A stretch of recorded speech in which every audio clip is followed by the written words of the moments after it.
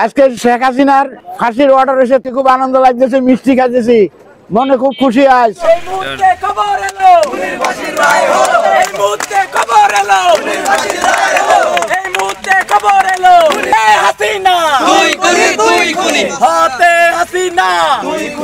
এর রায় অনেক অপেক্ষার রায়। আমরা তো জানি যে খুনি হাসিনা যে পরিমাণ অত্যাচার চালিয়েছে আমাদের মধ্যে এবং আমাদের অনেক ভাই বোনদেরকে, এবং ছোট বাচ্চা থেকে শুরু করে আবাল বৃদ্ধ বনিতা পুরো প্রজন্ম সবাইকে যেভাবে হত্যা করেছে, সব ধরনের মানুষকে যেভাবে হত্যা করেছে, এখানে রিক্সাওয়ালা থেকে শুরু করে শিক্ষক কর্ম সবাই মিলে।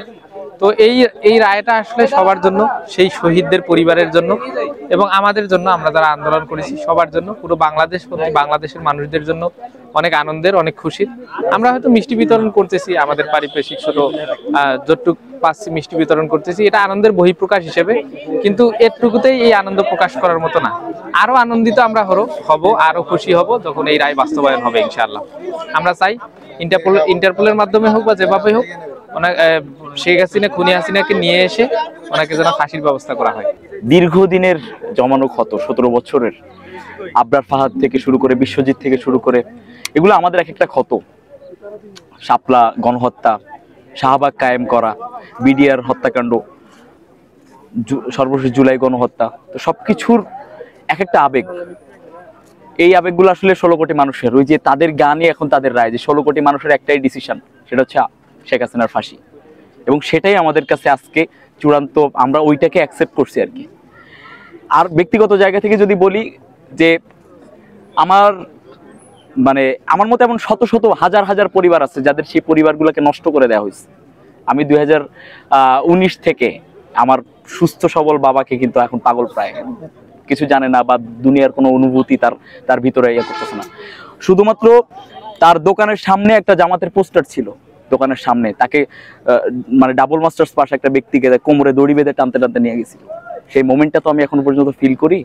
সেই ব্যক্তিটা জেলে স্ট্রোক করলো, এখন পর্যন্ত সেই পাগল প্রায় অবস্থায় আছে। তো আমার ওই অনুভূতি বা আমার ইমোশনটা আসলে কার সাথে ম্যাচ করবে আমি জানি না। আমার ইমোশনটা ব্রড, অনেক দিনের জমানো ক্ষত। আমি ছোটবেলা থেকে দেখছি যে কিভাবে একটা পরিবারকে কিভাবে ধ্বংস করে দেওয়ার জন্য আওয়ামী লীগ পরিকল্পিতভাবে তারা এই ইয়াগুলা চালায়, এবং এটা আসলে বর্ণনা করার মতো না। আজকে বিতরণ করতেছি, মন থেকে মিষ্টি বিতরণ করতেছি, এটা কোনো মেকি কিছুই না। আমি আমার জায়গা থেকে মনে হয়েছে যে এই রায় বাংলাদেশের মানুষের এই দীর্ঘ 17 বছরের যত পরিবার নিষ্পেষিত, এমন কোনো পরিবার আপনি দেখাইতে পারবেন না আওয়ামী পরিবার পর্যন্ত নির্যাতিত হয়েছে শেখ হাসিনার এই পেটুয়া বাহিনীর হাতে, আওয়ামী পরিবার পর্যন্ত নির্যাতিত হয়েছে। তো সেই জায়গা থেকে এমন কোনো পরিবার নাই যেখানে 1-2 জন করে নির্যাতিত হয় না। আমরা আমাদের জায়গা থেকে স্বতঃস্ফূর্তভাবে, এবং আমরা চাই অনতি বিলম্বে যেই প্রসেস আছে না কেন তাকে বাংলাদেশে ফিরিয়ে এনে তার ফাঁসির রায় কার্যকর করতে হবে। খুনি হাসিনা উনি একসময় মহা প্রতাপশালী ছিলেন, বাংলাদেশ শাসন করেছেন এবং অবৈধভাবে ক্ষমতা কুক্ষিগত করেছেন।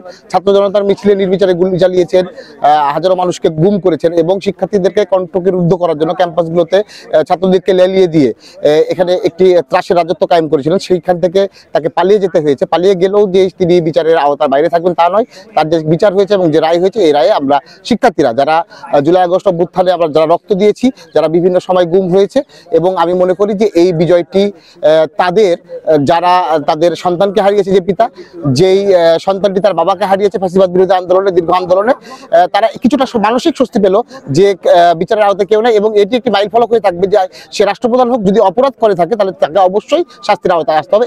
এই বাংলাদেশটি আমরা চেয়েছি।